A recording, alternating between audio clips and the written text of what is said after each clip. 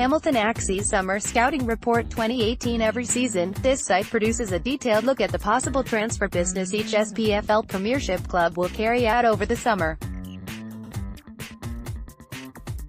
This summer, this site will have the most detailed look ever at the ins and outs we may see, with the help of data from Wyscout amongst other resources to produce team scouting reports the most accurate you could get short of having a portal into the manager's mind.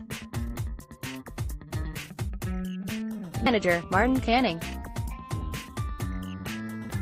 Canning is very unlikely to leave, but after 3.5 seasons at the club, 3 of those spent at or near the bottom with the lowest budget and fan base in the league, someone is surely going to start recognizing that, while few would argue Canning is a managerial genius, he's clearly got something going for him and even won a Manager of the Month award this season, keeping the club up in spite of being defrauded by a Nigerian prince.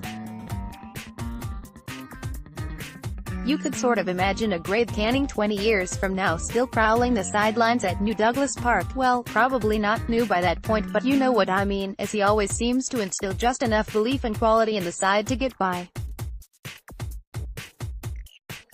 With the teams coming up being the weakest to do so since, well, Accies did it, few would bet against him managing to stay up again last season. Not that many will give him plaudits.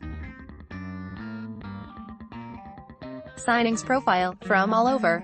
Bolivian top-tier striker, signed it. Greek top-tier defender, signed it. English non-league player, signed it.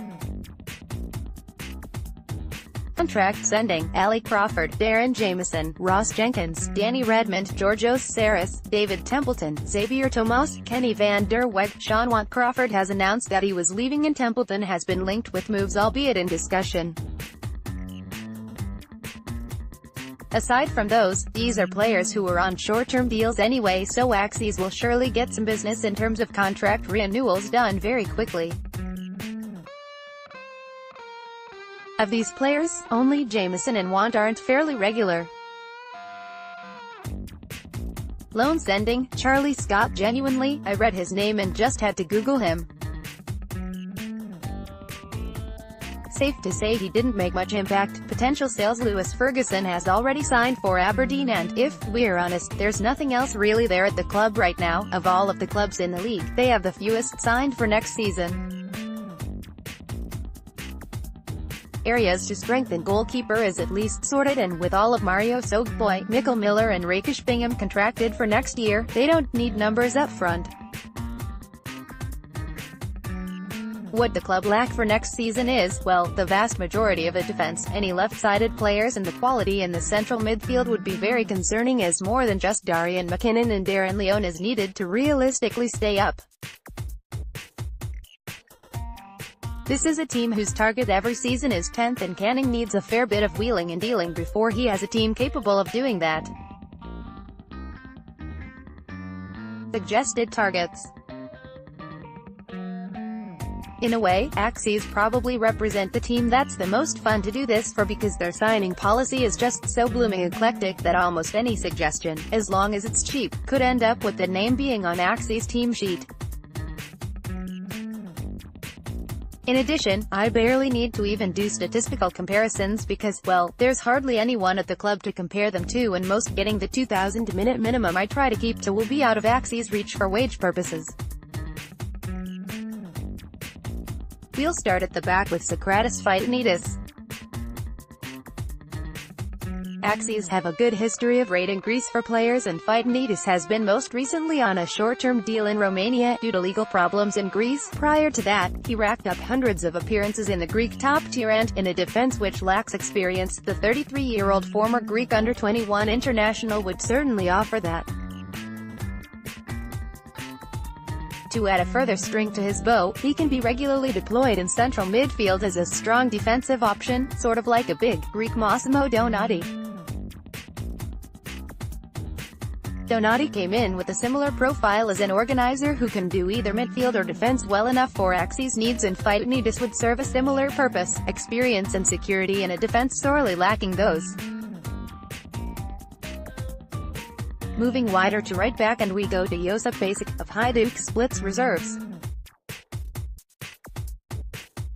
Now, immediately, some will read the words, Hajduk splits reserves, and think that he's not playing at a decent standard, and while there are plenty of Croatian second-tier clubs whose surrounds are a little Spartan, it also means he's playing regularly against wingers of a very good standard. Basic is a player who lost his way a bit between the promising youth phase and solid Pro 1. At the time, he was the youngest debutant in the history of the Croatian league, in the derby versus Dinamo, no less. In the intervening 6 years, he picked up plenty of youth caps for Croatia while dropping back from right wing to right back. Now, coming to a summer where his association with Hajduk is due to end, Accies would benefit if they could convince him to leave the Torcida for the Toyters. Basic is a potentially very good player, who needs faith placed in him to succeed, something the ever-changing landscape at Poljud, 6 managers in 3 years, hasn't afforded him. In addition, of any player, he has the best first video clip on Wyscout, which features him dribbling past 4 men, then Marseille turning to shake off the next one, beating yet another tackle and getting a shot off. I would very much enjoy watching him try that in Scotland, because I'm fairly sure we'd talk about it forever, and, if nothing else, I've got the press types and scouts reading this immediately going to find the clip.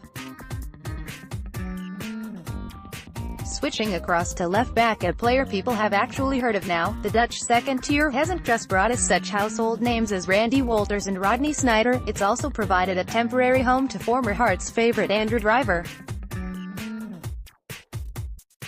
Driver may not have had a good time last time he was in Scotland at Aberdeen, but in Accies are a very different beast and don't have any left backs at all.